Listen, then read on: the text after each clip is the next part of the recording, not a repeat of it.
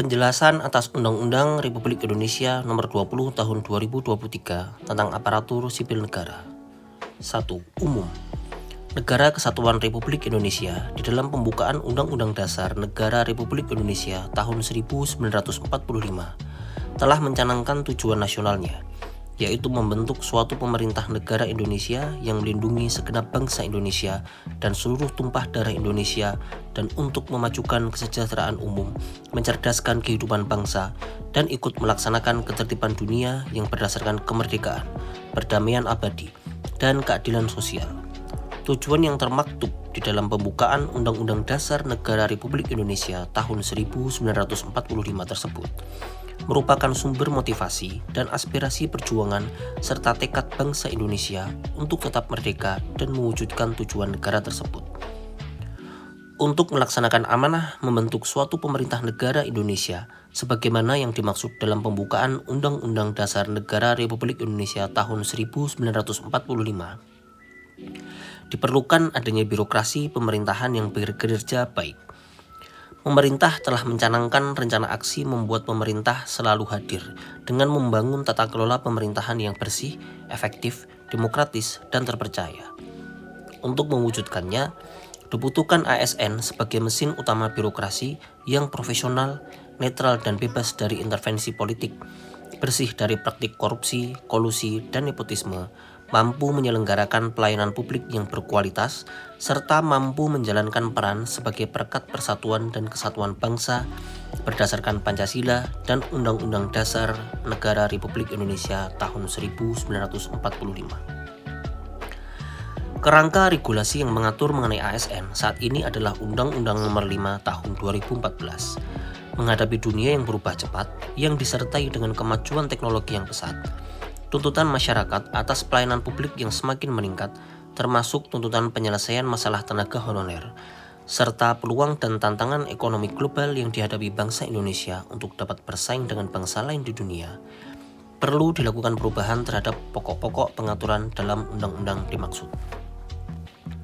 Berbagai pokok pengaturan dalam undang-undang ini diharapkan menjadi dasar untuk melakukan percepatan transformasi manajemen ASN untuk mewujudkan birokrasi Indonesia yang profesional dan berkelas dunia. ASN perlu memiliki digital mindset dalam menjalankan transformasi birokrasi dan manajemen ASN. Hal ini terkait dengan perubahan pola kerja tatanan baru, di mana pekerjaan birokrasi juga sudah beralih ke digital base, dan struktur organisasi juga mulai bertransformasi dari hierarki menjadi koordinasi. Selain fakta sosiologis dan kondisi empiris tersebut, secara yuridis, Undang-Undang Nomor 5 Tahun 2014 tentang Aparatur Sipil Negara juga perlu disesuaikan dengan adanya putusan Mahkamah Konstitusi yang berimplikasi terhadap materi muatan undang-undang tersebut. Beberapa putusan Mahkamah Konstitusi tersebut antara lain Putusan Mahkamah Konstitusi Nomor 41-PUU-XII-2014 mengenai pengunduran diri PNS yang mengikuti kontestasi politik. Putusan Mahkamah Konstitusi Nomor 8-PUU-XIII-2015 mengenai PNS yang tidak lagi menjabat sebagai pejabat negara dan belum tersedia lowongan jabatan, serta putusan Mahkamah Konstitusi Nomor 87-PUU-XVI-2018 mengenai pemberhentian tidak dengan hormat PNS karena melakukan tindak pidana. Pokok-pokok pengaturan yang terdapat di dalam undang-undang ini adalah 1. Penguatan pengawasan sistem merit. 2. Penetapan kebutuhan PNS dan PPPK atau P3K. 3. Kesejahteraan PNS dan PPPK atau P3K. 4. Penataan tenaga honorer. Dan 5. Digitalisasi manajemen ASN termasuk di dalamnya transformasi komponen manajemen ASN. 2. Pasal demi pasal. Pasal 1 cukup jelas, pasal 2 huruf A. Yang dimaksud dengan asas kepastian hukum adalah penyelenggaraan kebijakan dan manajemen ASN mengutamakan landasan peraturan perundang-undangan, kepatutan, dan keadilan. Huruf B. Yang dimaksud dengan asas profesionalitas adalah penyelenggaraan manajemen ASN mengutamakan keahlian yang berlandaskan kode etik dan kode perilaku ASN, serta ketentuan peraturan perundang-undangan. Huruf C. Yang dimaksud dengan asas proporsionalitas adalah penyelenggaraan manajemen ASN mengutamakan keseimbangan antara hak dan kewajiban pegawai ASN. Huruf D. Yang dimaksud dengan asas keterpaduan adalah penyelenggaraan manajemen ASN didasarkan pada satu sistem pengelolaan yang terpadu secara nasional. Huruf E. Yang dimaksud dengan asas pendelegasian adalah sebagian kewenangan manajemen ASN dapat didelegasikan pelaksanaannya kepada instansi pemerintah. Huruf F. Yang dimaksud dengan asas netralitas adalah setiap pegawai ASN tidak berpihak dari segala bentuk pengaruh manapun dan tidak memihak kepada kepentingan lain di luar kepentingan bangsa dan negara. Huruf G. Yang dimaksud dengan asas akuntabilitas adalah setiap hasil kerja dan perilaku kerja pegawai ASN harus dapat dipertanggungjawabkan kepada publik sesuai dengan ketentuan peraturan perundang-undangan. Huruf H.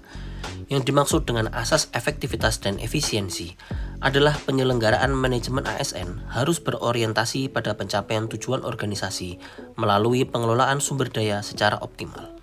Huruf I.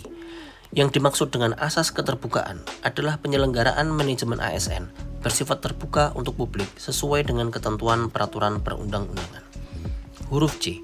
Yang dimaksud dengan asas non-diskriminatif adalah penyelenggaraan manajemen ASN tidak membedakan latar belakang suku, ras, warna kulit, agama, asal-usul, jenis kelamin, status pernikahan, umur, atau berkebutuhan khusus. Huruf K. Yang dimaksud dengan asas persatuan dan kesatuan adalah pegawai ASN berfungsi sebagai perekat dan pemersatu bangsa. Huruf L. Yang dimaksud dengan asas keadilan dan kesetaraan adalah pengaturan penyelenggaraan manajemen ASN mencerminkan rasa keadilan dan kesempatan yang sama dalam fungsi dan peran sebagai pegawai ASN. Huruf M. Yang dimaksud dengan asas kesejahteraan adalah penyelenggaraan manajemen ASN diarahkan untuk mewujudkan peningkatan kualitas hidup pegawai ASN. Pasal 3 sampai dengan pasal 19 cukup jelas. Pasal 20 ayat 1. Pengisian jabatan Tentara Nasional Indonesia dan Kepolisian Negara Republik Indonesia oleh ASN dan sebaliknya bertujuan agar ASN, prajurit Tentara Nasional Indonesia, dan anggota Kepolisian Negara Republik Indonesia memiliki keseimbangan dan kesetaraan dalam pengembangan karirnya berdasarkan sistem merit.